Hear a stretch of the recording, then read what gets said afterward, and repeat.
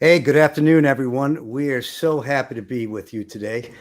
We've got just a tremendous, really a funny show to present to you. Hey, before we get started, first of all, I want to say a big hello and thank you to Roger Bean and the whole LRES team for once again sponsoring this Backstage Pass event.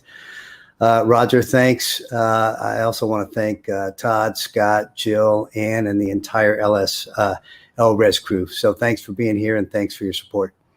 Also want to spend a few minutes thanking, let me see, our production team, Jill Haro, Christina Donofsky, Freddie Sherman, of course, Matt Schick. Thank you guys for tuning in and putting this all together for us. And of course, we have our dear friend from Paso Robles once again. Tara, are you out there for us? I'm here. Thanks for having me again. Hey, young lady, nice to see you.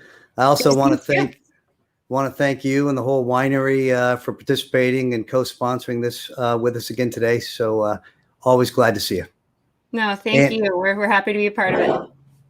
And once again, thank you for this. Reserve Austin Hope Cab. It's a beautiful wine. I love seeing it.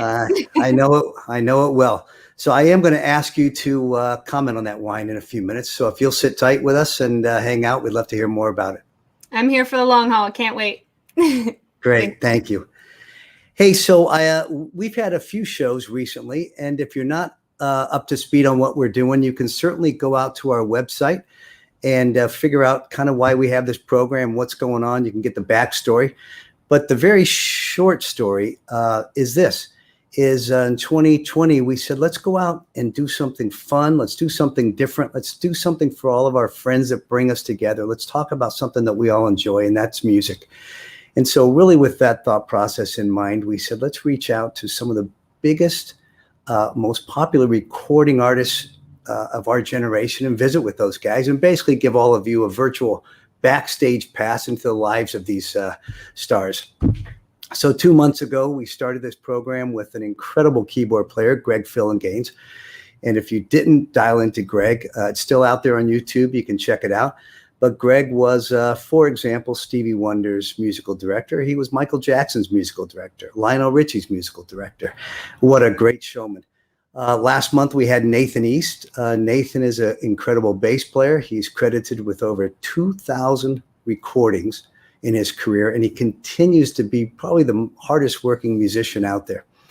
And his artists are Eric Clapton, Neil Diamond, Barbra Streisand, just Aretha Franklin, just goes on and on and on.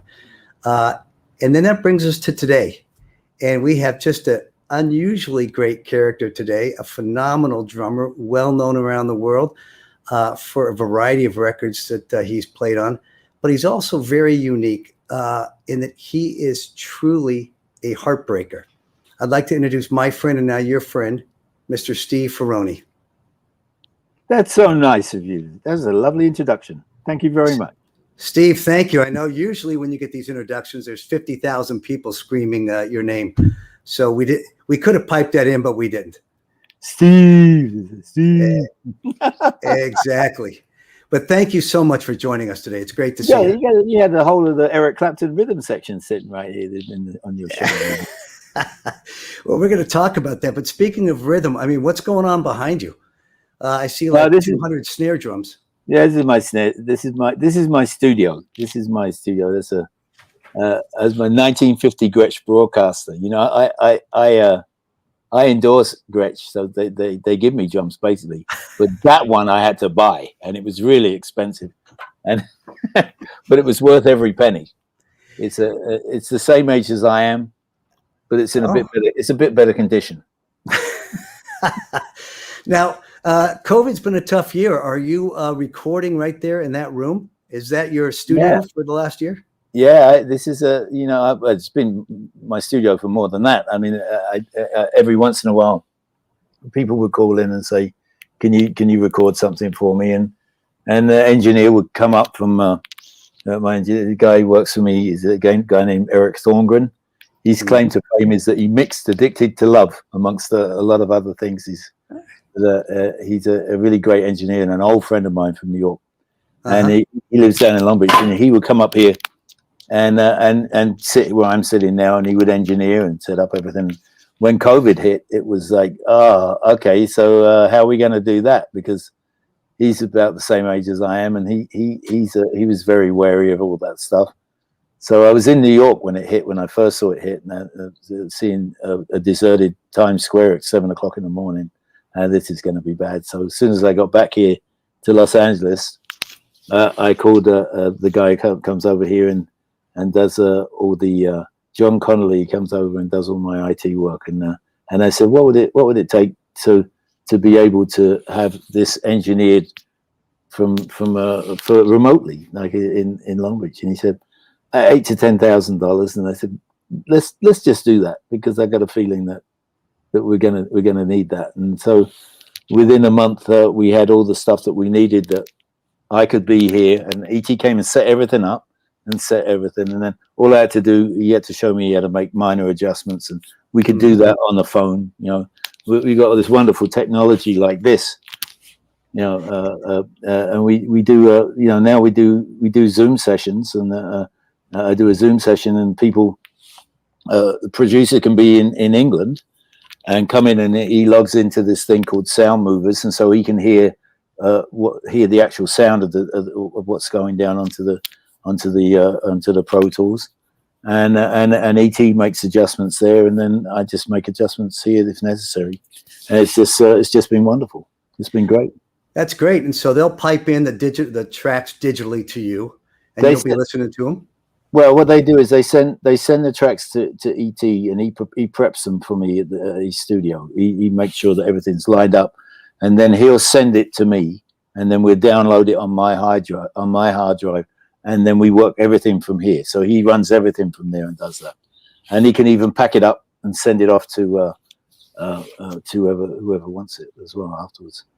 And then there's like PayPal and all that other stuff that you get paid immediately, which, you know, it used to be the case before.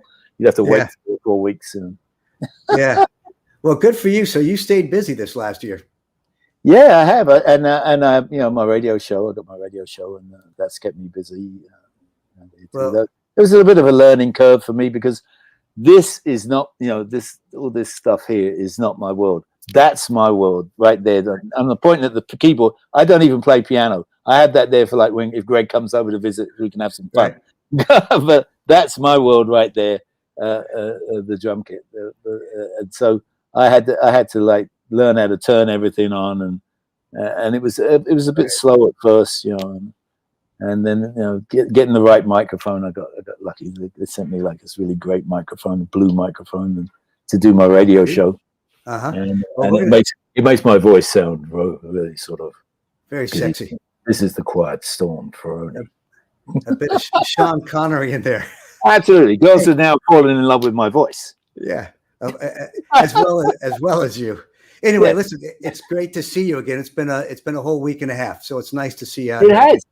So it was nice to see you in the room with all the other boys. I think you were like live session number 2 or 3 or something. You were in back into the thing. Into that session with you over there. I grabbed you just in time. Hey, so Steve, I have to say, you have had so many people dialed in. When I say dialed in, I mean, we sent out invitations a month ago, then 3 weeks ago, and 2 weeks ago, and it's just blowing up our system. So thank you for that. Obviously, people know you, they know some of your background, they certainly know all these artists you play with. So we're gonna what we call the heartbreaker family. Is that well? Yes, and we're gonna talk to we're gonna talk to you about the heartbreaker. But can I stop you? What I'd like to do is start at the beginning. I need to know about Bonnie's Chinese Jazz Club. Uncle Bonnie's Chinese Jazz Club. Tell us about that and your start. Well, Uncle Bonnie was this guy. He owned the jazz club in Brighton, in the aquarium in Brighton, and he had this place called the Florida Rooms, and it was actually, if you ever have the chance to go to England, go to Brighton. Right as you come, you have to go to the seafront. That's the main attraction there. There's the aquarium, and you go down the stairs to the aquarium, and where you walk in to buy the tickets, if you look to the right, there's a stage, and it's a very small stage. It's a very small room, but that was the club, and it was the Who used to come and play in there. Well, It's so just an amazing place. yeah, the story I read is that you're playing in a band, opening up for the Who, and what I read was amongst others. Yeah, and you're 12 years old. Who does that at 12? Me. And I used to play in bars too, and it was against the law. I couldn't play there until I was 18. So I used to just once I used to just lie. Somebody said something. How old are you? 18. Can you imagine, like a 12-year-old? And I was really skinny too. I was a skinny little kid, and but tall but skinny. And I remember once we played in this pub, which they call a fight a night pub, called the White Hawk Inn, and a fight broke out. And of course, I was playing with these guys that were all 18, 19, big kids for me, and they just said, "Get out!" So I ran out through the door and went across the street while there was this huge bundle that went on. And the next week, the police had to come and break the whole thing up. And the next week, the police came in, and I was sitting back there, and they walked in and they stopped the band and they grabbed the microphone and they said, "If there's any more of that stuff that went on last week, there's not going to be any more music in here. We're going to shut that down." And of course, the yobbos in this White Hawk was not such a nice area. They were like, Right. "Oh, go screw yourself, copper." And the cop got enraged, and he turned around, he looked right at me, and he said, "How old are you?" And I said, 18. He said, "How old?" I said, 12. I broke right away, And So- I got into a little bit of trouble, but nothing. It was okay. I knew there was a very really high official police officer whose son used to play drums in bars like I did. So I just mentioned his name, and then they let me off. Gave you the hall pass. But you guys kind of like to fight over there, right? I played in an English pub for 2 years right there in Tarzana. Yeah. And I remember these guys would have about 6 or 8 beers together. Then one of them starts saying something, talking trash. Then they go out and beat the crap out of each other. Then come back in and have another beer. Be friends. Yeah. That was the good old days. That's when you could go out. You get into a fight with somebody. There's a difference. Yeah. You get into a fight with somebody, and either you get the better of them or they get the better of you, and you say, "I've had enough," and that was enough. And they'd be, "All right, mate, that's great. Okay, fine. Come on, then we'll go and have a drink together." And nobody would think anything more of it. Yeah. But now you're fighting for your life. Now somebody pulls out a weapon. Yeah. Oh, yeah, they go crazy now. There's nothing. It's just like having a fight. Yeah. So you moved on from Brighton. You were kind of a brave young man, right? You move on from Brighton over to where'd you go? Italy? 2-week vacation? I went 2-week vacation to Italy and stayed for 3 years. Yeah. I mean, that's kind of brave. I mean, Steve, I don't know you well enough to say this, but you just strike me as somebody who has very little to no fear. Is that fair? No, I would say that. I mean, I've never really. I mean, I've always sort of really followed my heart. I think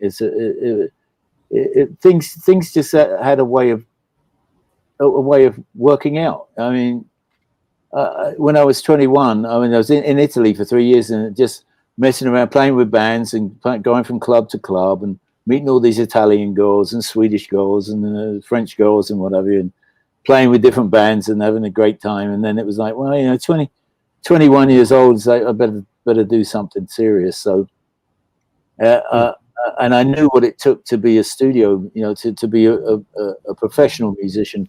Would have been like I had to learn how to read music a bit, enough to work, and I had to practice my skills as far as like technique, and learn about recording and the art of recording. This is a slightly different art from playing live, and I knew about all that, and I knew I had to do something. It was either that or do something else. And then I ran into these American guys that were computer guys over there. This was back when my phone would have been the size of this room. Computer. That's right. Right. And they started telling me about computers, and I thought, well, that sounds like fun, and I probably need to go back to school. And I wasn't over keen on school for that, but I knew I did. Either way, I had to go back to school, And then it just so happened that the band I was playing with, they were a French band, and they said, "Listen, we've been offered," and they were all schooled musicians. They all really knew their stuff, and they said, "Listen, we got an opportunity to go to Nice for a year and do a residency in the Palais de Méditerranée, which was the casino in Nice. Are you interested in coming and doing that with us?" And I said, "Well, can you get me into the conservatory?" And they said, "Yeah, we should be able to do that, no problem."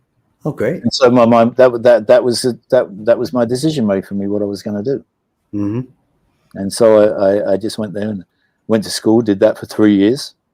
Mm-hmm. And then my phone rang, and Brian Auger called me up, and I'd met him, like jam with him in a club, and that's the drummer with Average White Band, had played with him before me, and I'd met him and we jammed, and he called me up and he said, would you like to go to America with me? And I said, I'd love to. And he said, you got 3 days to get ready. And so I had an apartment, I had a car, I just sold the car and got rid of the apartment, everything that I had in the apartment. It was a furnished apartment, so I didn't have much to get rid of.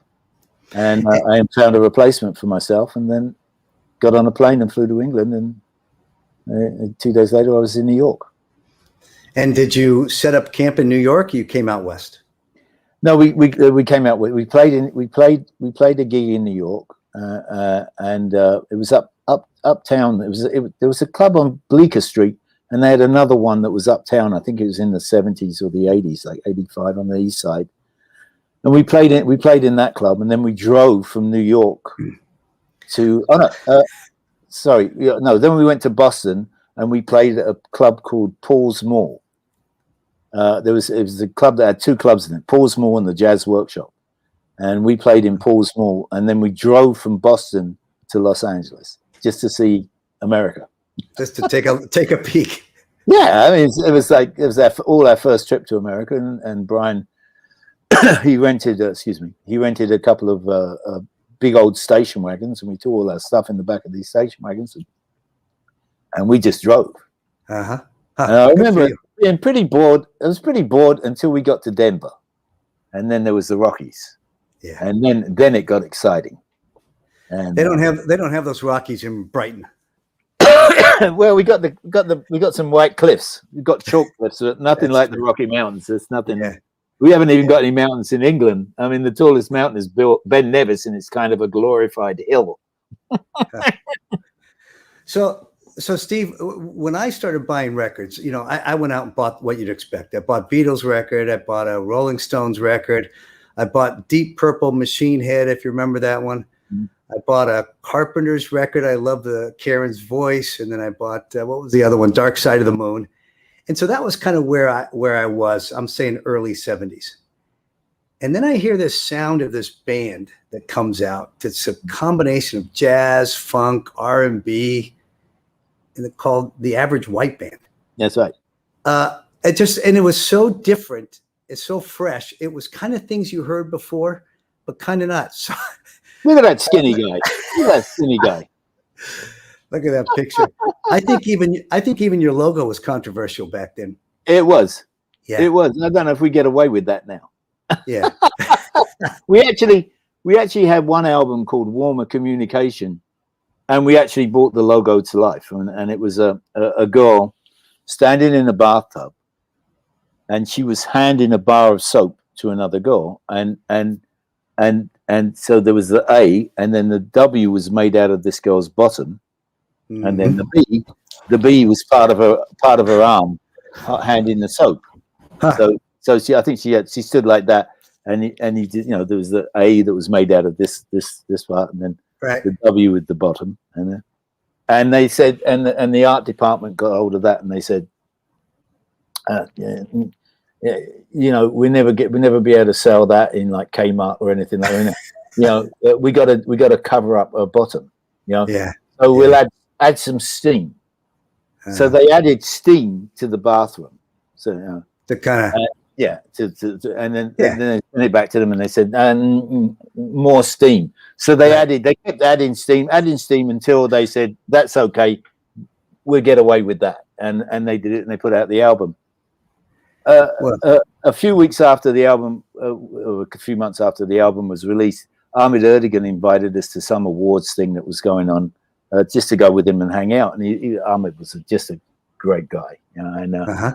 And and when we arrived, we all arrived in these limousines at this venue, and as we got out, there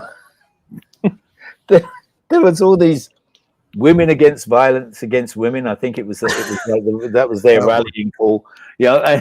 And they were standing there and they had the copy of our album and they're saying, "This is violence against women. You're boiling women alive." Oh boy! It's like you couldn't win for losing, you know. Well, certainly an exciting band at that time. I mean, you guys, I would say from my little universe, being 12 or 14, I mean, you guys were revolutionary.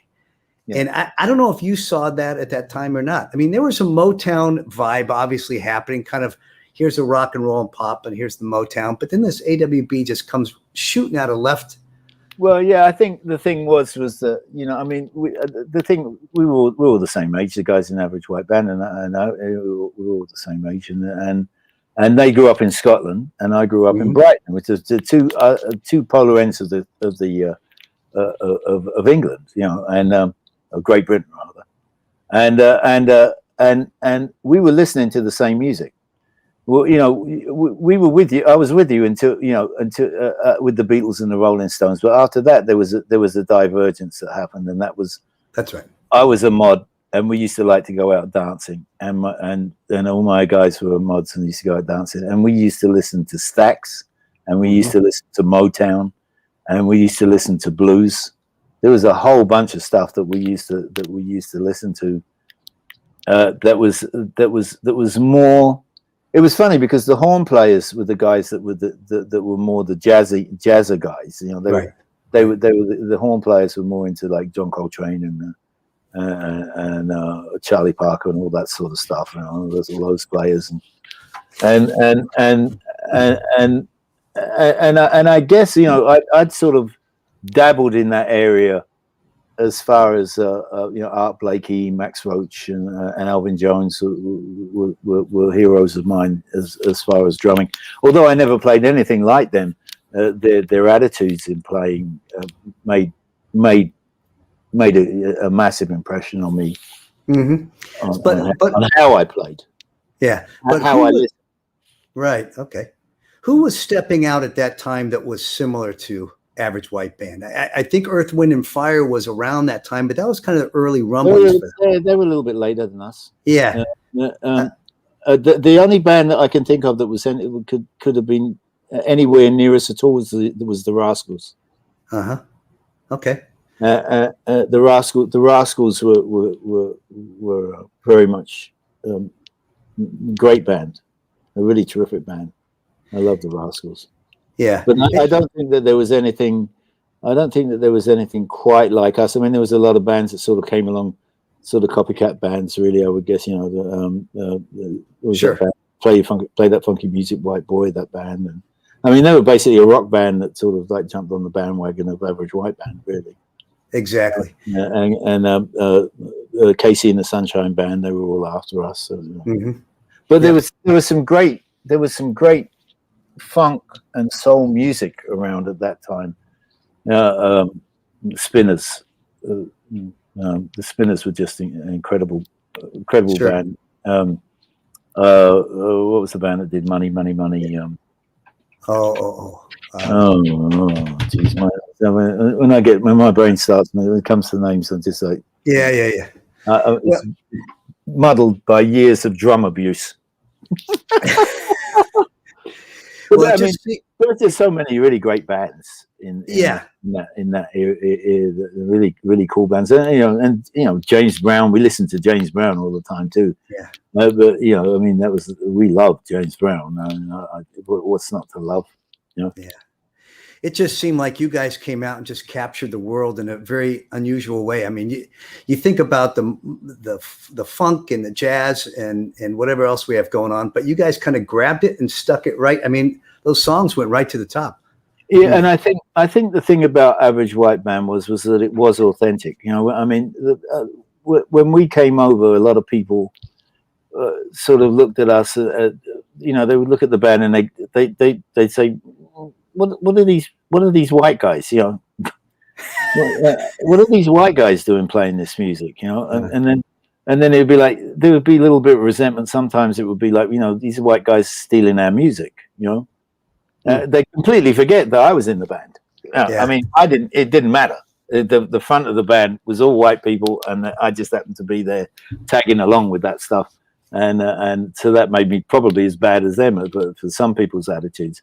But what you would find, you walk out on, we could walk out on stage, and there would be these people that would be sitting there like, okay, white boys, you know, show us, you know. And we walk out there, and it was a hostile environment. But the problem was that the band could deliver. And when the band delivered, they went, well, they'd have to concede that we did kind of sound good. Yeah. And you'd see them come along with us. And so now the attitude of Average White Band, it's this, I think it's outlasted all the other bands, the copycat bands, because it was authentic. It still is special when any of us get together and play. It's a special thing. Yeah. Hey, you have two friends who are related, and they both checked in. They're asking to say hello. One is James East. Ah, my brother James. And how about James's sister and Nathan's sister? I call her Cecilia, or well enough to call her Cece, right? Yeah, I love Cece. How you doing, Cece? The OJ. She got it. The OJs. Yeah. What a great band they had, didn't they? Yeah, she didn't want us to forget. Stay with me, Cece. I'm going to be forgetting some other stuff. Stay with me. Stay with me. That's right. She's your life coach right now. There you go. Hey, so I'm going to put up a picture of you. And Steve, I know I offended you earlier, so I don't mean to do that. But I said, here's a picture of Steve's office. And if we can find that picture, he said, that's not an office. That's a goddamn stage. That's right. Said to me. That's right. That's a stage. That's a venue. Look at that.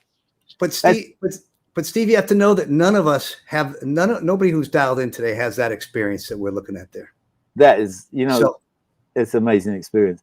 That's at Hyde Park in London. I know, because I bought that shirt that day and I wore it that day. Yeah. And I haven't worn it since. It's in there. So tell I'm us. waiting for it to be worth money on eBay. It's a size extra large, if anybody wanted to know. No, there's nothing. I tell you what. You know what the best experience is about walking out in front of something like that is that they say Tom Petty and the Heartbreakers, or Eric Clapton, or any band, Average White Band, whatever, and you walk out on the stage, and there's this roar that comes from the audience, and the roar is love, and it just comes and it washes over you. This whole thing, and you haven't played a note yet. You haven't done anything yet. But they're there for you, and it gives you this energy of wanting them to be happy, to want to make them happier that they came. You know? And when you see them dancing, when you see that many people all moving, all clapping their hands, 100,000 people, whoa! Now that's a trip. That's worth the whole thing. It's worth the whole wait, all the other stuff, slogging, traveling, getting there, all that. So when you walk out, you walk out, there's 100,000 people. Do you still get nervous, or you abandon that back at Uncle Bonnie's? No? I never did get nervous. No. The only time I ever got nervous was at the Super Bowl. I started to get nervous. But it was just my ego that was getting nervous. What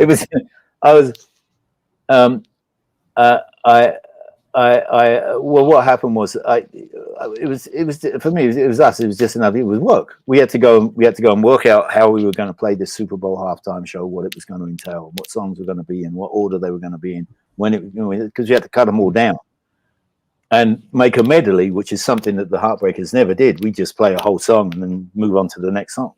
Right. But we had to figure out a medley for this, and so things were a little bit.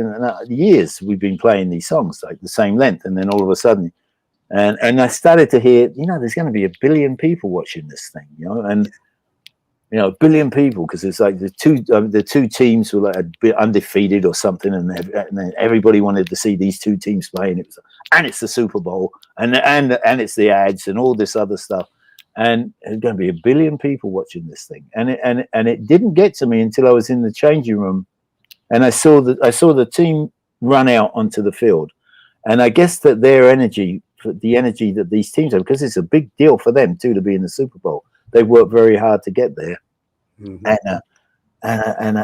I started to think, if I screw this up, it's going to be in front of 1 billion people, and 1 billion people are going to be talking about, oh, did you see how Tom Petty's drummer just screwed the pooch in the halftime show? And it's like. And I started to get nervous, and I thought, what, I'm going to go I take a shower before I play. This is my warm up. I go and I take a shower, and while I'm in there in nice hot water, and I got my soap that I like the smell of and everything, I put that on there. And while I'm in there, I do a little prayer and a little meditation. And my mother had passed away a couple of weeks before, and she sort of came to me in this meditation, and she said, "Hey, Stephen, this is fun." And I said, "You know what? It is. I mean." How many people get to do this? Not many people get to do this halftime show and have all this stuff, and live this life. And we went out. The time came to go out, and we went out there. And Tom, we went up to his amplifier, and he was adjusting his amplifier, and I saw his hand. His hand was going like this. His hand was shaking. And I looked at Tom. I said, "Hey, Tom," and he looked. He's what? And I said, "This is fun. This is really fun," And he said, "You know what? You're right." And then in my earpiece, he said, "Okay, countdown," and off we went. And you can see the result on YouTube. We kicked butt. Yeah. Great. So let's talk about some technical things. By the way, we've got Tara. I don't know if you can see Tara off screen, but she's laughing hysterically this whole time. So oh, she is. Yeah, she's around. Tara the Terror. Yeah, I love it. so Steve, I amuse you. Yeah. Very amusing. She's enjoying life here. Hey, so Steve, you walk out on stage. First of all, 100,000 people screaming. You probably can't hear anybody, right? You've got to have your in-ear monitors going. It's just this raw.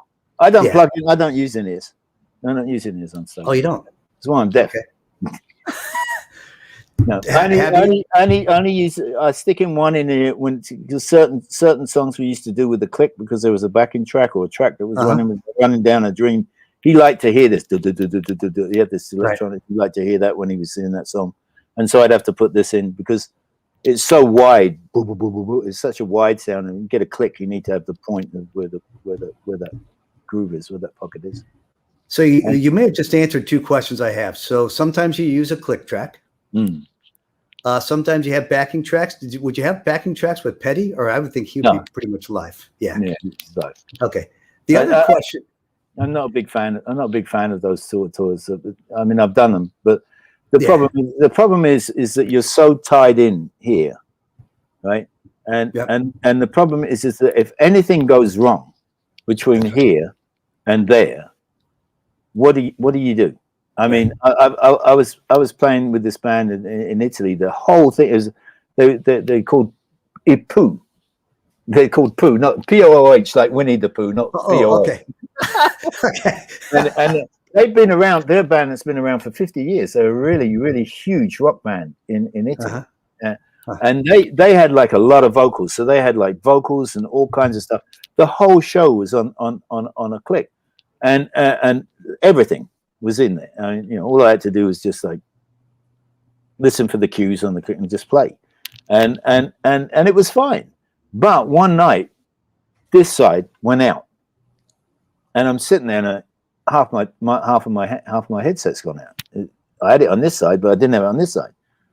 So what do you do? I'm like, if I turn around and tell my tech that, if I go, it's out, he's going to go over there and start messing stuff around. He might pull out. If he pulls it out, I'm completely gone. I won't even know where I am in that thing. So it was. I had to wait until there was a period that we got to in the show where I had a break where they did something that was just like acoustic. that I could turn around to the guy and say, "Hey, man, I've got half of my rig's gone out," and then he had to fix it. And the whole sitting there wondering if this side was going to go out too, and then what would happen.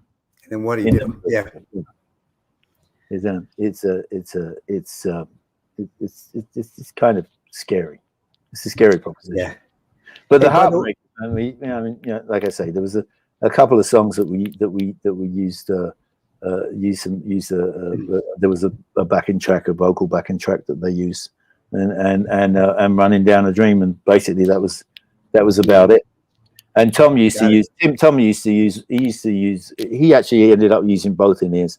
Scott Thurston for the vocals, and he found it a lot easier to pitch, to find pitch, and Scott used to just play with one, so that he liked to hear the band too. Right. And I like to hear the band on stage. I like a little bit of that live feel. A good balance. So I didn't ask you when we first started. Am I checking in? Am I going in and off screen, or is it blurry or anything, or has it been okay? Well, you blur every once in a while, but I thought it might be. I thought it might have been that wine that you were drinking. Yeah, it could be.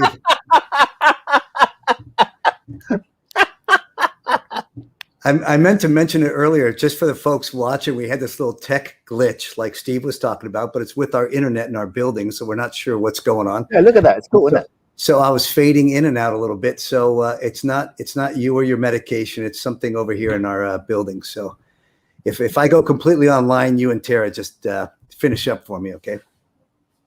Listen, hey, so Steve, maybe you can answer. I want to thank you for my wine. All right, well, let's get the young lady on the screen. Oh, hold on. Oh, there it is. There it is. Oh, wait. There you go. I got a nice bottle of wine. Isn't that nice? Austin Hope Cab. Austin Hope Reserve, Paso Robles, 2018. Is it a good year? It's great. It was a great year. Yeah, actually, number seven wine of the world and number 2 in the country. So just the regular Austin Hope Cab, and that's the reserve. That's the big brother of the regular Austin Hope Cab. That was number 2 in the country. Well, I did say to you before, I don't drink wine anymore. I don't drink alcohol anymore because I'm one of those weak people that can't handle it. Yeah. I know that's true, but I get it. But don't worry about it. I know plenty of people who would love this as a gift. And my next door neighbor, he had an accident. He had an accident, not drinking related. Okay. He was, maybe you shouldn't give it to him. I got to tell you this. He was at one of Bob Marley's son's house for a party. And he was walking along, filming somebody walking in this thing, and there was a trapdoor, and it was open. And he's got it up. He fell straight through the trapdoor. Oh. I mean, I laugh. He broke a couple of ribs. I mean, his arm is all up in a sling now. There. An effective trapdoor, though. My next door neighbor, and I know California.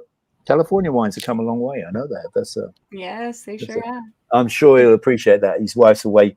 She's a film producer, and she's away at the moment. He'll probably wait until he's fit, and then she comes back, and they'll have a romantic evening with this bottle of wine. Yeah, it's a good one for that. They're really good neighbors too, so they deserve it. So yeah. Well, and also.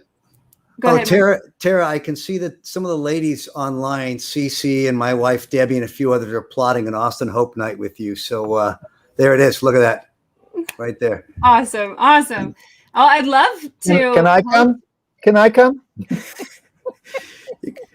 For ladies' night.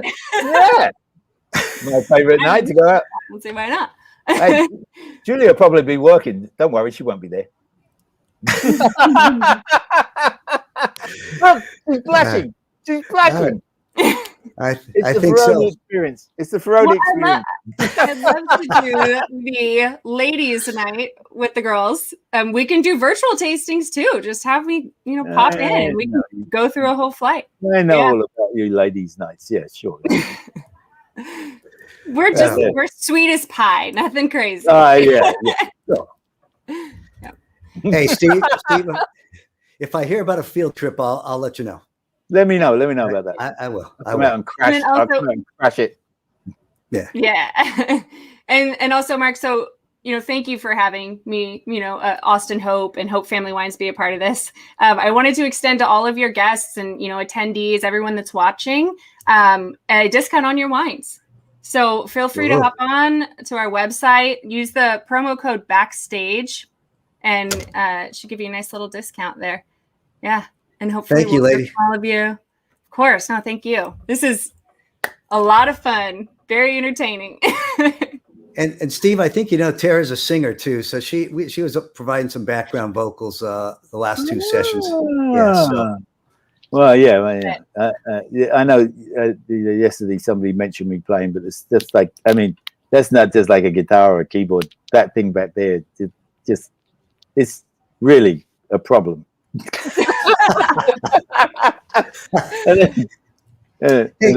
Maybe one day we'll sort out that problem. I did something once, and ET had to get involved in it, and he had to like monitor everything through these Pro Tools and send it back to this other webcam. It gets complicated. It was complicated, but it can be. It is doable. Maybe one day you'll have me back and ask me about some other stuff. Oh, we're absolutely gonna have you back. Hey, they're all writing. I want to hear you play. They're all writing books about me now. You know that, right? All these like Phil Palmer from Eric Clapton's band, and not Katie Kissoon, Tessa Niles from Eric Clapton's band, Jan Gay, Marvin Gaye's widow, and Rick James, all put me in their books, talking about me. Congratulations! I assume. I don't know about congratulations. Yeah. Especially the Rick James one. Jeez. Look at Sarah. She's like, what's that book called? Well, this is this is the thing, is that I'm going to have the last laugh, because I'm going to write the from where I sit. That's what my book's going to be called. From where I sit. I'll write I'll get my own back on all of them. I'll keep an eye out for it. All right, so Steve, I want to rattle off a few artists here you played with. Greg's on. My peeve, Steve. Yeah, my Greg. That's what happens when you get old. People start writing books about you. Ouch. Giving away all my secrets, the Ferrone experience and everything. Is that Okay, so where was I? I've completely lost track of what I was. You're blushing now. Why are you blushing? Yeah. Well, I don't know which ones of these I should read. Some of these are R-rated, X-rated. Okay, go ahead. Yeah, right. My life. So I'm going to ask you questions. I'm going to ask you questions about some of these guys, but I want to make sure the audience knows who all you played with. I've got just a small sampling: Eric Clapton, George Harrison, and we're going to talk about. And I'm going to come back to George Harrison because I want to talk about your Harrison Duran Duran event. Peter Frampton, Aerosmith, Whitney Houston, Bee Gees, Slash, Johnny Cash, Paul Simon, Eddie Money, Chaka Khan, George Duke, Joe Cocker, Stevie Nicks, Christine McVie. Yeah, I mean that's just that's phenomenal. It is, isn't it? So let's start at the top. Eric Clapton. Yeah. Obviously, Greg's played with Eric. Nathan's played with Eric. They were playing with Eric when I came along, and I got the call, and that's we'd played together on sessions before for Arif Mardin. We played together on sessions. We knew each other, but we never played together live like that. And believe me, I'm not blowing smoke up there, but when I say that was one of the badassest rhythm sections that you ever heard. It was you want to talk about putting on a pair of old shoes. When I sit down and play with Greg and Nathan, if I haven't seen them if we haven't played together for 2 years or 3 years, we walk in the room, we sit down, we start playing, and there it is. They're just wonderful. Well, I'll say this to you and to Tara that you guys spent more time hugging and kissing each other 2 weeks ago than you did recording those songs. I mean, once you got down to the tracks, I mean, those songs were done in minutes. It's really easy when you play with guys that play like that. when you play with guys that play like that, yeah, everybody should have a chance to play with people that play like that.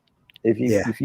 If you're a musician in here and you're a young drummer that's just starting out, and you think, oh, I wish I could play with those guys, well, you can. Just don't think about you. Think about playing with the band, and you'll get to play with guys like Greg and Nathan. And I tell you, it's so easy to do when you play with those guys. They make it look easy. They make it easy for me.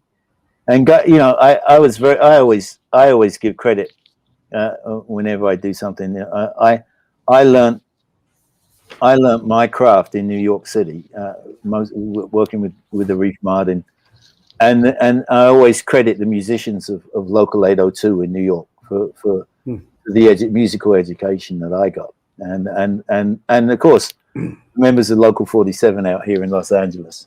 I am a union man, and boy, those guys, they really did know. They still know their stuff. We've lost a lot of them now.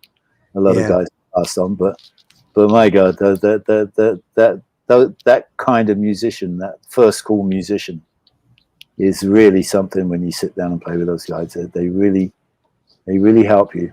They really do. Well, it's incredible. I would say the two things. I saw you obviously 2 weeks ago in the studio, and I saw you guys all together. It was a little bit over a year ago up in Carmel at that jazz festival. Yeah. And you listen to a song once, and if people didn't understand that you had such great ears and had such a great technical background, they would never believe you had only heard the song once. It just happens. It sounds spontaneous. I mean, it's just unbelievable how well it comes together. I wrote down a quote, Steve, that you said a while back. You said, "I hate to overplay," or this is my summation of your words, so I'll probably butcher it a little bit. But you said that the song is already speaking as it is. You've got to be a bit careful. And I think, gosh, that's probably good advice for anybody playing with others. Exactly. Right? Yeah. I've known quite a few guys that I've known that are I'd say like vintage players. One of them is a guy named Brian Bennett, who used to play in a band in England called the Shadows, and they had a lot of hit records. I mean, a lot. If you ever look up their record, and I became friends with Brian on Facebook, and we got to chatting. We got to chatting one day. He's I think he's like 81 or 82 now, and Brian said to me, he said, "I've listened to you play. You always play for the song. Yeah, you always play for the song, and that's what we do. You don't have to. You see all these musicians, these guys that have got like incredible technique, and they work incredibly hard to get technique like that. Yeah. But you don't have to use it all the time, and especially if you're making it, well, I'm going to make this song about my technique.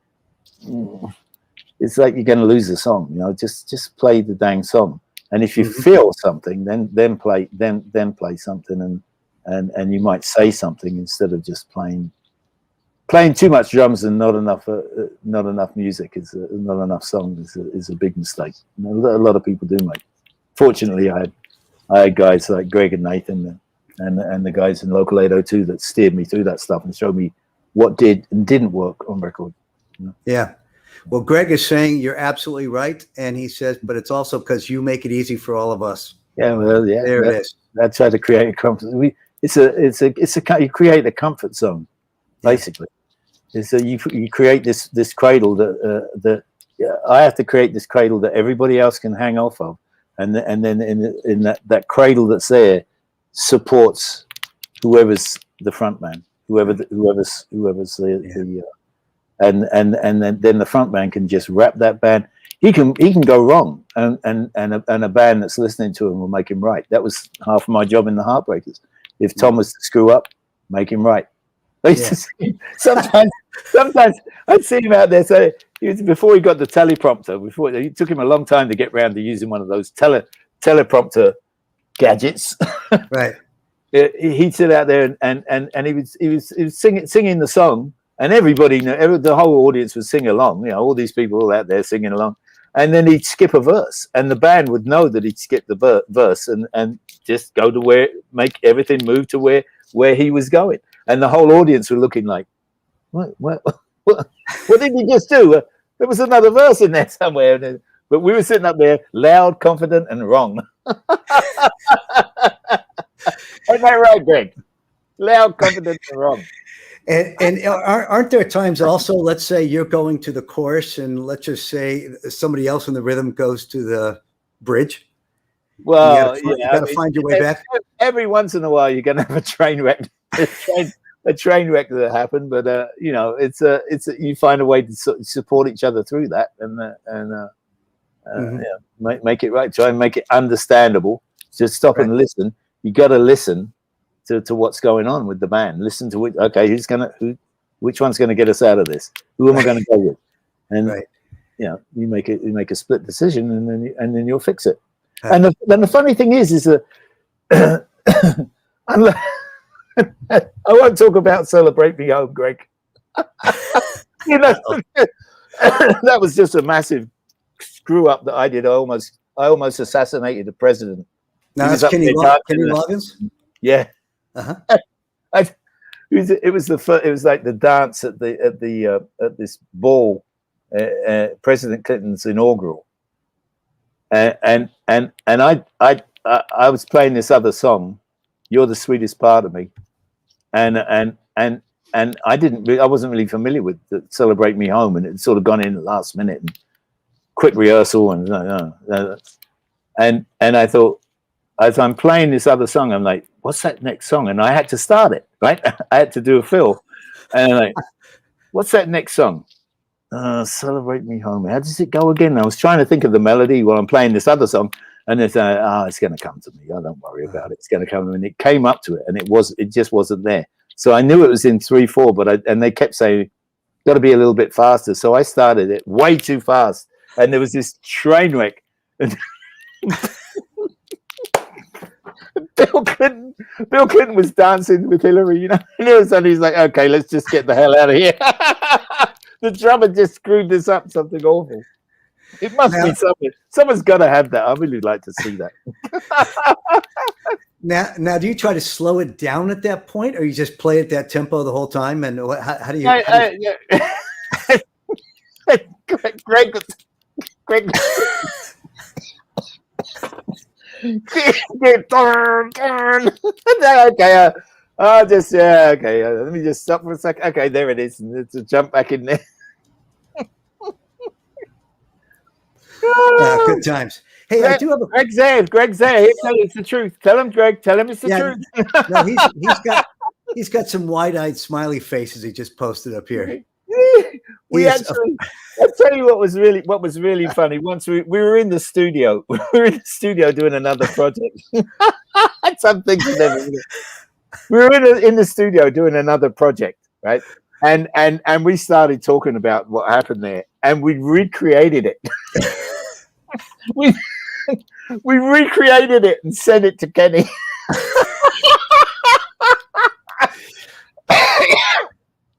Oh God!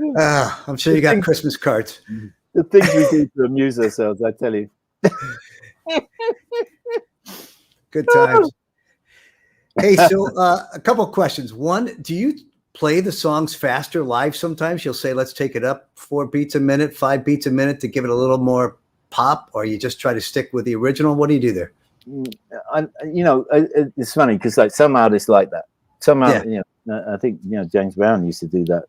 There was a time when James Brown didn't, and I preferred it when he didn't. I preferred it when he said. Tom was a stickler for his tempos, the tempo of recording, because he had to get his lyrics in. Got it. That makes sense. So when if you look on YouTube and you see me playing with Petty, you'll see me back there, and it looks like I'm singing, and I'm not actually singing. Because you don't want to hear me sing. First, that's the first thing. I'm a terrible singer. But as I sing along, I can feel whether he's comfortable. It's a comfortable space, a tempo for him to put the lyric in where it needs to go. Because for him, it was very important for him to be able to express his lyrics. Sure. It couldn't be too fast. He really liked to be around the tempo, and he was really good at counting the band in. And sometimes he'd turn around and say, you do this. And there was a few songs that I would count off. But most times Tom would find his tempo where he wanted to be with the song. Good. Yeah. Hey, so listen, time's flying by here. I want to hit on a couple other topics. Certainly, you were with Tom Petty. I count 23, maybe 24 years. I don't know if you've got a specific number, but that's a long time. I started recording Wildflowers in 1992. So I was a total of 25 years. Actually, now it's actually 29 years. In October, it'll be 29 years since I first walked into the studio and saw Tom Petty and Mike Campbell sitting there, and we started to record Wildflowers. Now, as I understand the story, you weren't a heartbreaker at that time, but Tom called you in for Wildflowers. He wanted a few different musicians, and he called you in, and then you stuck around. It was a solo project that he wanted. I mean, when I got there the first day when we cut "You Don't Know How It Feels," it was just me and Mike Campbell and Tom played bass. And then the next day there was another guy there playing bass, and then another guy playing bass, and then finally Howie showed up. And then a couple of days passed, and then Benmont showed up. And before you knew it, I was sitting there in the studio with the Heartbreakers, with all of them. And that was a fantastic experience. I hadn't felt that involved in an album. I'd done a lot of great albums as a sideman, but it just felt like a band. It felt like I was in there with the band in this battle to get this album that Tom wanted. That was at the time was really different. It wasn't anything like I'd heard. It wasn't what I would associate with Tom Petty and the Heartbreakers sound. I mean, the first single was "You Don't Know How It Feels," and I didn't think that was a single at all, and it's a huge success, huge hit. Yeah, but Wildflowers is still often considered his best work. It's an incredible album. Yeah, it's an incredible album. There was a lot of work went into it. There was a lot of recording. I mean, the new album that's out, Wildflowers and all the rest. I mean, some of those songs that went on to "She's the One." They put some of that they put on the "She's the One" soundtrack, and then, but there was like so many different versions and different versions of songs. And if you listen to it, like some of the lyrics were taken from one song and moved into another. Once there was a bridge that actually became another song. He really did work hard at his craft. It wasn't just sit down 3 chords. And I think the funny thing that people don't really, I can't say people don't, some people don't recognize is that Tom Petty, he wasn't a singer, but he was extremely soulful. Yeah, I know a girl that wore out that that song, "Good to Be King." She had a vinyl version of it, and she kept dropping it back and listening to the way he said "to be there in velvet." She loved the way that he said "velvet," and he just had a way of touching people and making people think that song might have been about them, or it really reminded them of something that was important in their lives. And, he did it to me once. I mean, we did the song. Looking for Daddy, and I talked to him about an experience that I'd had. I mean, I found out that I didn't have my father's name, and it was like a family secret.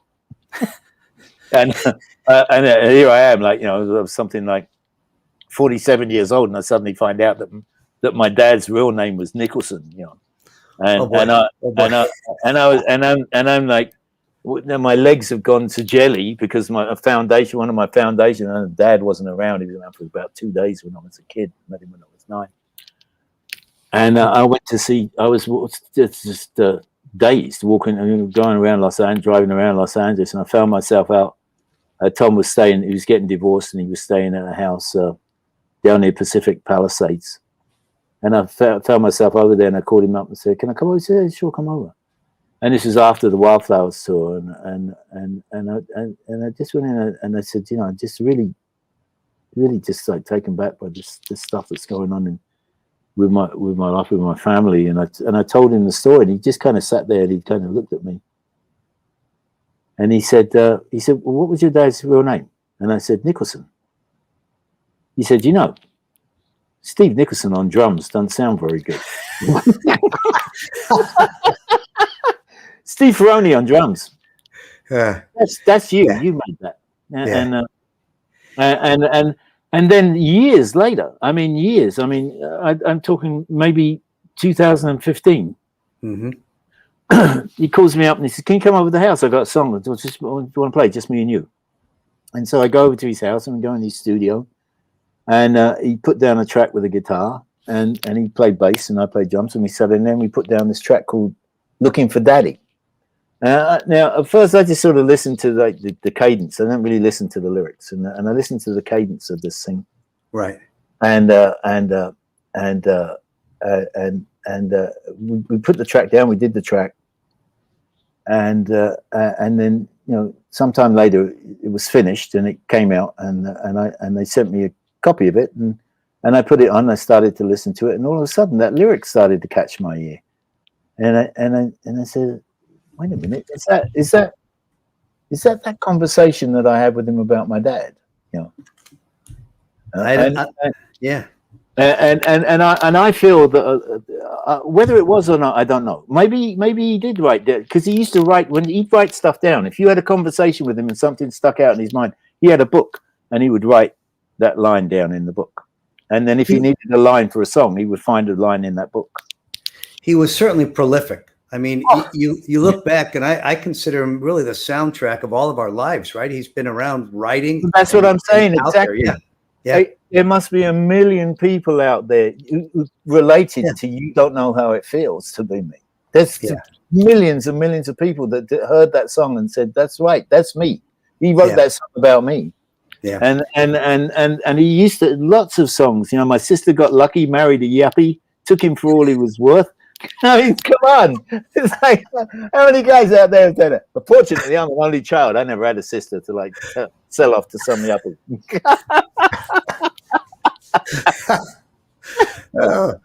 Yeah, you know, you listen to his songs, and it does seem like every word had a purpose. I mean, he seems so thoughtful. And I would say, you know, when you look at his songwriting, his chords, you know, there's 3, 4, 5 chords, kind of like you said earlier, but they all seem to have a purpose. And good chords. Yeah. And everything he did, though, it sounded purposeful as well. You know, like he spent time thinking about, you know, bridges and choruses and construction, and very thoughtful. He was thoughtful. He was very smart. He was very smart man. Yeah. I love that man. I love that man dearly. He was a great man. Yeah. People say to me, yeah. So, you know, I run into fans and stuff, Petty Nation out there, and they say, you know, so what was Tom like? You know, and I say, you know what? He was everything that you thought he was. Everything.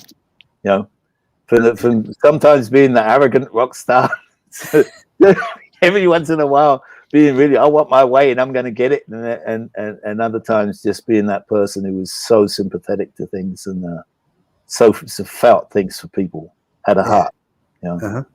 He was a fantastic man. Yeah. Nice. Very nice. So you and Tom played on that George Harrison song, "While My Guitar Gently Weeps," and that thing was just re-released. Yeah. Re-released. Yeah. God, if I'd have known 50 million people were going to look at that thing, I might have paid a bit more attention to what was going on. But it's exploded twice. Yeah. It's incredible. It's an incredible. Hey, there you now. It's an incredible guitar solo. It's an incredible, but the whole story around how that all unraveled is very strange. I mean, he wasn't supposed to be there.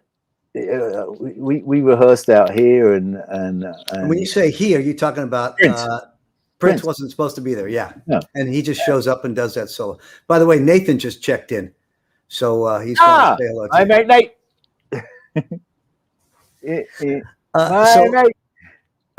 So you've got all those artists, great artists in there, ready to record this song, and Prince shows up. Well, it was supposed to have been. It was everybody that had been friends or knew George.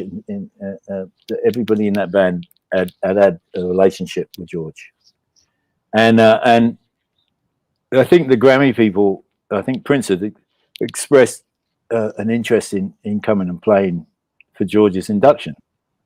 And so the Grammy people said, "Yeah, that's a great idea. Get Prince in there to play that guitar solo." Sure. And so when they went to Olivia Harrison with it, she was like, "Well, it's kind of like George's friends that are inducting him into this thing, and then you got to go talk to Tom." And I didn't know anything about this. I'm just back there just doing my, practicing my stuff. And Steve Winwood showed up at the, he came and did incredible, the stuff. And Jeff Young was playing keyboards, oh god, the drummer with Traffic. He was playing. Name here. It wasn't. No, it wasn't Ginger Baker. No, it was Traffic. Yeah. Oh god, there's somebody out there. We'll wake up tonight. Give them a bottle of wine if they get it. But anyways. He was there, and we were just doing this rehearsal, and Steve Winwood goes. He says he was sitting right here next to me, and he says, Steve Winwood said, "Hey, look, there's Prince over there." Yeah. And I look over, and sure, Prince is setting up his guitar on stage. And I said, "What's he doing here?" And he said, "I think he's going to play with us." Oh, that'd be interesting. I said, "I'm going to go over and say hello." And Winwood said, "You're not." And I said, "Yeah, I'm going to go over and say hello." Because Prince had this reputation about not speaking to people or everything. Right. Don't look at him. There was some people said, we weren't allowed to look at him. So I go wandering over there and I say, "Hey, Prince, how you doing? Steve Ferrone, nice to meet you." And he says, "I know who you are." And I thought, yeah, because I played on the Shaka Khan song that he wrote, "I Feel For You." And so he's I played on "I Feel For You." How fun. And I said, yeah. And we had just a quick conversation. I said, "Well, look, I'm really looking forward to playing with you." Yeah. And then I go back over to the drum kit, and Wim was like, "What did he say? I said, "Nice. You should go over and say hello to him. He's nice." And all of a sudden, I hear this song, this Average White Band song, "Schoolboy Crush," with the guitar riff. And I thought it was like somebody in the one of the Letterman band or something playing them, messing around playing Schoolboy Crush. And so I look around, and I look over, and Prince is looking right at me. And I wrote that song. I co-wrote that song. Oh my goodness. And Prince is looking right at me, and he says, "Yeah, I do know who you are." Good for you. Yeah, and then and then the show comes around. We do a run through. Nothing exceptional happens. We just play. He plays a bit of a guitar. Tom says to him, "Just go with the guitar solo. I'll finish. I'll tell him when he needs to stop. Just do your thing. Just go. Yeah, just go for it." Yeah. Mm-hmm. And around comes the show, and we get up there and we start playing it, and then Prince steps up and starts to play the solo, and then did a whole show just for us. First thing that he does, he comes walking over into the middle of the stage playing this guitar. He starts off with playing this ripping guitar solo. He strides across the stage to the middle of the stage and turns around and looks at the band, and then falls backwards off the stage. And we were like, "Oh!" Prince just fell off the stage, and he had this gigantic bodyguard in the audience. Not now, Zach. Isn't that awful? You got your next gig? Yeah. No, he's one of my guys. Yeah, so there's this gigantic guy in the audience who catches him and then pushes him back up like Dracula coming out of the right back up on the stage, and we're like, "Geez, what was that?" And then he continues with this incredible solo, walks over to the side of the stage, takes off the guitar, throws it up in the air, and walks off with his head sort of doing something like this. I did see him fall back. I can't tell in the video. Yeah, I can't see the guy. Yeah, because obviously it's on the stage. you see him do it from the audience, and you see the guy catch him. But on the stage, we didn't know he was going to do that. It looked like he'd just fallen off the stage. So like, oh! He fell off the stage, and then he gets pushed back out, and then the disappearing guitar. I mean, it took us a while to figure out. Like, wait, where'd the guitar go? You know, I guess he had a guy up there in the truss that caught it. You know. Oh, it went up. Yeah, so he had this whole thing planned out that really wasn't for them out there. It was for us on stage. It was like a big. Yeah, I'm Prince, and this is what I do. I play the shit out of the guitar, and I can entertain you. That's pretty good. If he's entertaining you guys. Hey, I'm reading Jim Capaldi. That's right, Jim Capaldi. Yeah. All right. So he's incredible. He's incredible. Yeah. He had to, you know, it was funny because Jeff Lynne, he's a bit of a stickler for, you know, and when he gets nervous, he starts to, like, you know. So we get there, and we've been rehearsing all week, like everything was fine, and we get there to the gig, and he's like, do you think we could try it a little faster? And I'm like, oh, here we go, we're getting into one of those. So I do it a little bit faster, and then we play it a little bit. Could you bring it down a little bit? And I'm like, oh, I can see where this is going. And Jim Capaldi turned around and said, look, do you want it too fast or too slow? Make up your mind. and I said, I got this. And Tom said, you're starting to annoy the drummer. Just he's got it. Don't worry about it. He's all right. Anyway, great video, and it's coming out again. Or I guess it just came out, right? The remaster. Oh yeah. I started hearing about it. People said, "Oh, that thing is out," with a different cut with different shots of Prince and a bit more shots of Prince in there. And yeah. I mean, it was enormously. I mean, I couldn't believe how many views that thing got. Unbelievable. But it was an incredible performance. It was a great guitar solo. It really is a great guitar solo. Yeah. Oh, phenomenal. And the whole lot of it, playing, singing, everything was just great. You know, I mean, it's you know, that's the thing. It's like, you know, no auto tune, no trickery, no nothing. Right. That what you heard was what you got, and that's what I used to go and see people do. Just go and see people play, that they could do stuff that I couldn't do, and that's like, you know, there's a great example there of some people really doing some great playing. That's you know. Yep. Yeah, phenomenal artists. Yeah. Hey, so I do have a few more questions for you. Let's talk about you know, what your personal projects are and that you've been working on. So obviously you have the New Guy Show. Got my New Guy Show. And so tell us how this came to be about. Well, actually, it happened on that day, the day that I went over to record with Tom. He had his show, which is oh god, what's it? Buried Treasure. Mm-hmm. And he loved doing Buried Treasure. He loved doing that show. He loved going in there and being a disc jockey and doing all that stuff. Isn't that funny? And he was recording a show. So after he finished that track, we went into his studio, and he was sitting there, and he was doing his show, and you know, recording his show and talking his stuff, and doing all these little voice characters and stuff that he did. He's a very funny guy. And he sort of drew me into this conversation with him on air, you know, and I started to talk to him. We started to go backwards and forwards. And after he finished the show, he said, you know, you should do a show. And I said, what? He said, it's fun. He said, you should do it. He said, you know, you don't have to play all Tom Petty songs. You can play whatever you want in there. You know, he had that, you know, last DJ stuff, you know, and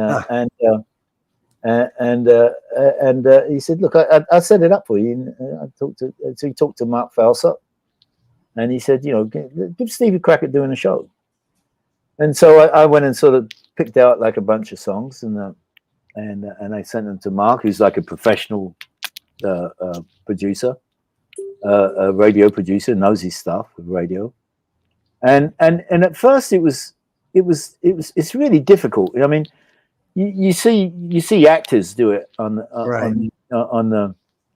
in movies, you know, Clint Eastwood, you know, all these, anybody who plays any kind of a disc jockey, they're in there, and they make it look very easy. You know, they, hey there, ladies and gentlemen, there.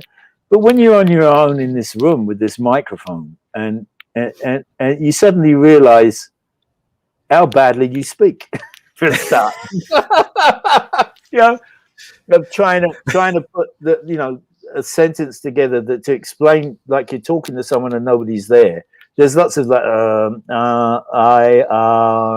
and I am you know, and fortunately I got an editor that can take all that stuff out. But it's really difficult to do, and it takes.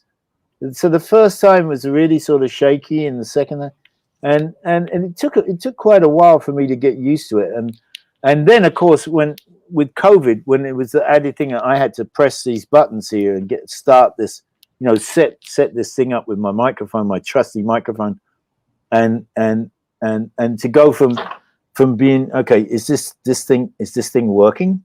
I got this everything. I got everything armed. It's going to go. Okay, press and start, and then turn around here and try to be Mr. DJ, and then sort of like have one eye over here. Did I press that right button? Is it recording well? Searching for There's a, you know, so it was a little bit difficult to do, but I've got really well. That's not really good at it. I've got much better. No, I would say you've gotten really good at it. I think you're a natural. I enjoy it. I mean, I really like it. It's fun. I get to talk, I get to play friends of mine. I get my show's a little bit different from Benmont's in the fact that, you know, I have a lot of friends and I'm out about playing a lot, and people, you know, hire me to play stuff in here that from, you know, producers, young producers, and I get to I get to play stuff that I played on here, and I know some other guys that other producers that have produced stuff that I like what they done, and it fit in the format, and so I get a chance to play a lot of new stuff and some really old. I sort of mix the really old stuff with the new stuff, and in between all that, the history of Tom Petty, and so I would certainly say for anybody watching, if they haven't heard you on that Tom Petty radio, they ought to dial in. It's called The New Guy Show, and I think you're a natural. You do a great job. Yeah, he always funny. That was my. He's only been with us like 25 years. A new guy on drums, Steve Ferrone. Is that's where it came from? He'd call you the new guy. He called me the new guy. Yeah. He's only been, you know, like when I was 20 years. It was always, and he always make a mistake, you know, something. He's only been with us for 21 years. That's 23, Tom. Oh boy. All right, so we'll dial into that. Let me ask you a few more questions real quickly. I'd love to. I found a picture of your family. Am I allowed to put that up on the screen? Absolutely. Well, not all of my family, just a bit of it. That's my daughter. That's my daughter Becky. And from left to right, I guess it is. That's Logan. He's the youngest, and then Liam. He's the eldest, and the middle child Lennox with the blue glasses. And we don't have a picture of Julia up here. I would love to show her, but I understand there's some news with respect to Julia. Well, we got engaged at Christmas. Okay. I dropped to both knees. It was suggested that I dropped to both knees, not the one knee thing. I had to beg. Oh boy! But I do have. I got to mention. Now you made me mention those three. I have 9 grandchildren. Oh my goodness! Where's that picture? Well, yeah. I got 7 boys. There's 7 boys, and there's 2 girls. Yeah. Good for you. Congratulations. Zanya and Ziggy are the girls, and then there's Nathan. It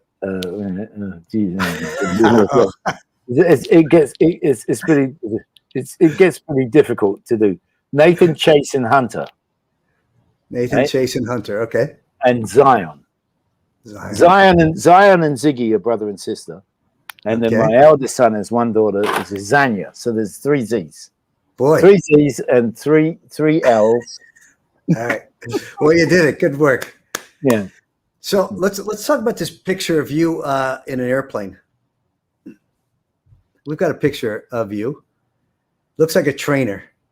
Yes. That's the guy behind me there. That's Will Tinsley. He used to fly our G4 when we were heartbreaking. When we were out there heartbreaking, we used to travel in a G4 G450. That's a nice way to go. And he happens to be one of the pilots from the Condor Squadron over here in Van Nuys Airport, and they go around and they do the fly pass at on Memorial Day. We flew. I think that was the day that we flew over Dodger Stadium, and let some smoke go. There's about, I think it's like 4 planes in formation. They're flying tight formation, and they take every once in a while. Will say, "You want to fly? Get over here," and I'll run over there, and they put me in a parachute I got on my back, and I don't even know if I could climb out of the damn thing if it was. But it is really a fun thing to do. It really is fun to fly with those guys, and they do a great job of paying respects to to fallen police officers and firemen, and when they do flyovers at funerals and stuff, and soldiers, they're just an incredible bunch of guys. Yeah. Hey, Marcel East, we got the whole East clan on here today, Steve, for you. They are? Yeah, I don't know how many more East there are, but we're thank God I don't owe them more money. It would be a fortune. Double digits. Yeah. Marcel, it's been a long time, buddy. Hey, let's flip back to that screen one more time. We had that John Lennon statue. What's going on with you and John? Well, there was me and my friend Charlie Izell and Alan Gordon and Alan Aurora. We're cigar smokers. That's the last of my sins is that I'm a cigar smoker. You and Greg. Yeah, Greg too. Yeah, Greg smokes cigars. But we decided in 2017 on a break in the tour, we said, let's all go down to Cuba. Let's take a trip down to Cuba. And we went down to Cuba and rented a house, and there's a swimming pool at the house. And then we go out to these places and buy cigars and walk around a little bit in Havana. And there was a park. And in the park there, that little statue of John Lennon sitting on a bench, and we all ended up taking a photograph with John because we all love John. Yeah, that's great. Yeah. Hey, I have one more picture of an airplane, and I'm going to put that up. See that guy on the right? Oh, that's a beauty. Look at that. That is an MX-2. It's an aerobatic plane. An aerobatic plane. Yeah, I saw a film of one of those where the wing fell off, and the guy still managed to. But that's incredible. Did he jump out and live, or he? No. He I showed it to Will. I showed the film to Will, and he said he did everything right. He gave it, like, I think it was like right rudder or something. Right. And what he did was he lifted it, the plane. Okay, the wing fell off, and he lifted the plane like that. So that was where the wing had fallen off was straight up, and then he brought it in, and he just went boom, dropped it straight down flat. He just, I mean, those guys got reflexes, and they know how to fly those things. They know what. Yeah, that plane I'm showing you is my brother's plane. So he is out in Nashville, and he said, "Hey, if Steve wants a ride anytime," and my brother competed on the U.S. aerobatic team. Oh, fantastic! So he's a real deal. So if you want to do this, and I'd love to. I tell you, I've always had this thing. Talk about bucket list thing. I always wanted to be taken up in an F-16 and land and taken up and fly around like they do, and then take me and land on an aircraft carrier. That would be close enough for me to do that. I would take that. I'd take going up with an aerobatic pilot. Yeah. And can I take a bag? I have to take a bag. Well, the good news for both of you is he really doesn't want to take you that far because it's his plane and he knows he'll be stuck cleaning up after you. But I have to say, before you get in, kind of back to your story, he puts down this padding before you get in. Then you sit down on that padding, and then he straps that padding to you. And he says that is your padding, but it's also your parachute. Right. And then he teaches you how to get out. Deploy the parachute, right? So that all happens before he even starts the engine. But he's out in Nashville and said, "Hey, when you're out there next, I'll make a point of letting him know." Really. Yeah. I'd love to do that. I really do. I really enjoy flying. That comes back to where we started. I say you're a man with no fear. No, well, snakes. Yeah. Snakes. Hey, well, listen, Steve, I feel so fortunate to have taken up more than my share of your time. I really had a nice time, and thank you for inviting me.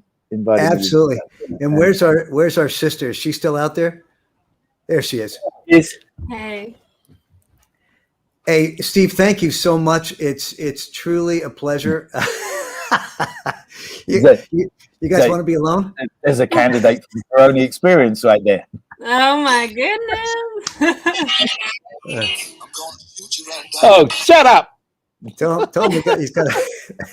Somebody keeps calling me and they say they're my grandson. I'm like, you're not my grandson. Who are you? Ooh, and then they come up with all these names. You're talking about the Ferrone experience and you think you might not have a grandson? Maybe? Yeah, you never know. It could be a scary thing. At least there won't be any child support involved. Right. Too old for that. I could say more about musicians and grandkids, but I'll stop. Hey, hey, Steve, thank you so much. You were always fun to be around. I'm thrilled that you took the time out today. It was great. I enjoyed it, and thank everybody for showing up and listening to the stories. And I know a lot of Tom Petty fans. Well, they say I know they might say miss. I hear from them all the time. I know I might say miss Tom. I miss him just as much as you do. And thanks for showing up. I really appreciate it. And is it fair to say his popularity just seems like it's skyrocketed? He was immensely popular before, but it just forced you to go back and just listen to those songs and hear that the magnitude of his catalog. Yeah, the incredible catalog, incredible songwriter, incredible man. He's just a really great guy. Yeah. Well, thank you for sharing those stories. Yeah, those stories with us. I mean, I was just in the whole time, so thank you. Anytime. Really. Yeah. Right, and Austin Hope Wines, right? That's what I'm here for. Thank you so much for showing everybody our wine. I appreciate it, you guys. Hopefully we'll hear from everybody. I'll let you know. On my next door neighbor. I'm sure he'll be very happy to have that. When especially when his wife comes back home, he'll be very happy to. I have to make sure that he doesn't drink it before she gets back. Yeah. Well, even if he does, let me know how he likes it. I will do. You'll be the first one to know. Really. Good. Hey, Steve, thank you so much. Tara, thank you so much. And we'll talk again soon. My pleasure. All right. Anytime. Have a good evening. Bye-bye, guys. All right. Bye-bye.